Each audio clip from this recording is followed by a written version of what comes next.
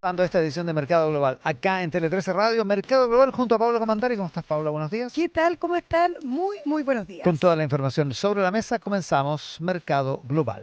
Cámbiate con confianza a AFP Plan Vital. Santander Rewards. Tengo más beneficios. Vivo más experiencias. Interwins. El más grande distribuidor de Motorola Solutions del Cono Sur.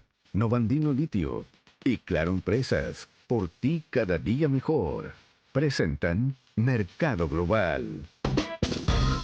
Y comenzamos con la noticia del día. Partimos con una señal bien importante para Codelco. La estatal concretó su primera gran alianza con un privado bajo la presidencia de Bernardo Fontaine. Junto a Pucobre constituyeron Minera Puntilla, la sociedad que va a desarrollar el proyecto de cobre Tobacu en las comunas de María Elena y Tocopilla en la región de Antofagasta. La inversión estimada es de 870 millones de dólares. Y fue el propio Fontaine quien lo adelantó el domingo 16 de agosto en Mesa Central, en Canal 13, que transmite también Tele 13 Radio, dijo que Codelco estaba próximo a firmar el acuerdo por Tobacu. 9 días después, las empresas informaron la constitución de la sociedad a la CMF. El reparto es lo que llama la atención. Pucobre, la privada, se queda con el 60% y asume el control y la operación. Codelco tiene el 40% restante y su aporte es el dominio de las propiedades mineras. O sea, la estatal pone el yacimiento y el privado pone la plata y la gestión. De hecho, Minera Puntilla queda controlada por Pucobre y no será filial de Codelco. El proyecto apunta a producir 46.000 toneladas de cátodos de cobre al año durante 21 años. Y aunque el entendimiento se firma ahora, esto viene de antes. El contrato original de exploración entre ambas es de 2009. Desde entonces, según el gerente general de Pucobre, Sebastián Ríos, la minera ya invirtió más de 36 millones de dólares en estudios para viabilizar el proyecto y ahora se compromete a poner hasta 25 millones más antes de decidir la construcción. Y los plazos, bueno, la construcción partiría el segundo semestre de 2027 y la operación arrancaría el primer semestre de 2030. Del total de los 870 millones de dólares, 220 corresponden a un parque solar fotovoltaico. En resumen, Codelco suma un socio y pone en marcha un yacimiento que llevaba más de una década en estudio y el grueso del financiamiento y la operación quedan del lado de Pucobre. Es la noticia del día y vamos a revisar ahora la prensa internacional. Bloomberg. Bueno, vamos a Argentina porque el impulso económico de Javier Milei está perdiendo fuerza y eso le complica el escenario político de cara a las elecciones del próximo año. Los economistas ya recortaron su previsión de crecimiento para este año de 3,5 en diciembre a 2,7. Está lejos del 5% que el gobierno había puesto en su presupuesto, aunque sigue siendo mejor que la recesión que Milei heredó. Y hay quienes lo ven directamente estancado. Bárbara Huereza de Latin Securities dice que desde diciembre del año pasado la economía no ha crecido en términos desestacionalizados. Ella lo atribuye a una política monetaria más restrictiva de lo previsto porque el gobierno decidió no salir a endeudarse afuera. La primera parte del plan funcionó. La austeridad bajó fuerte la inflación y estabilizó una economía que hasta el FMI veía al borde de una crisis. El problema es la segunda parte, la de armar una recuperación sólida que está costando mucho más. De hecho, según la encuesta del Banco Central, la actividad se habría contraído 0,4% en el segundo trimestre y la recuperación viene desigual.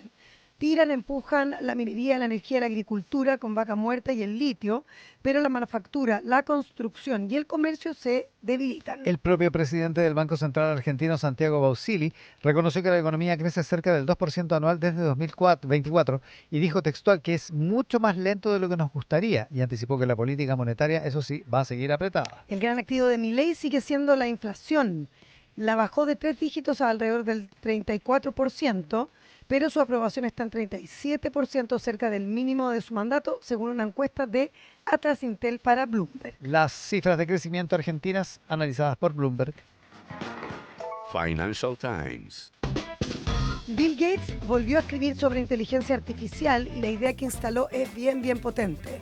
Dice Iván que ciertos trabajos deberían quedar reservados para humanos para que la IA no los reemplace. Es un ensayo largo, de unas 6.000 palabras, su primer texto extenso sobre inteligencia artificial en 3 años y su advertencia central es a los gobiernos, que estos no estarían haciendo lo suficiente y que se vienen, en sus palabras, tiempos turbulentos. Gates reconoce que muchos empleos van a desaparecer para siempre, pero propone que los responsables políticos reserven ciertas tareas solo para algunas personas, sobre todo para proteger a trabajadores que no pueden cambiarse de rubro fácilmente. Y usa una imagen que explica el concepto. concepto, habla de reserva humana y la compara con las reservas naturales, lugares donde uno podría construir carreteras o edificios, pero elige no hacerlo porque la pérdida sería demasiado grande. Da un ejemplo concreto en salud. Imaginar un robot dándole la noticia de que tienes una enfermedad incurable.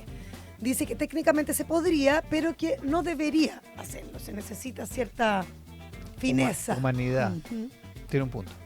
También aboga por la coordinación global, incluso con China, y por cambios de fondo en los impuestos. Plantea gravar a los robots y a los tokens, las unidades de datos que procesan sistemas de inteligencia artificial. Sí, y lo más llamativo es que su argumento es netamente tributario. Si contratas a una persona, pagas impuestos por su sueldo, pero si compras un robot, lo deduces como gasto. En sus palabras, el sistema te incentiva a reemplazar personas por máquinas. Es bonita esa discusión. Claro, es buena discusión. Está en el Financial Times la crónica sobre este nuevo texto de Bill Gates. The Wall Street Journal. Ya, pero los focos del mundo están en la Reserva Federal porque esta semana el presidente de la Fed, Kevin Warsh, enfrenta su mayor audiencia con una pregunta encima.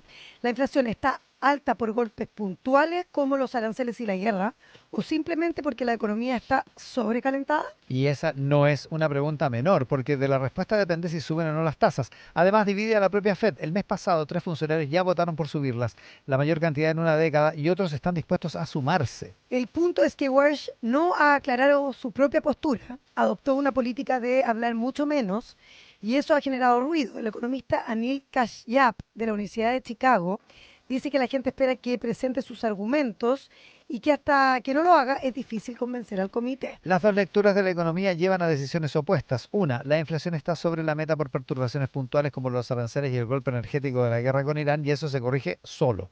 La otra, esos golpes esconden un problema más de fondo con la demanda superando a la oferta. Lo que decíamos es una economía sobrecalentada. Exactamente. Por ahora, los datos de precios más suaves de los últimos 2 meses aliviaron la presión para septiembre.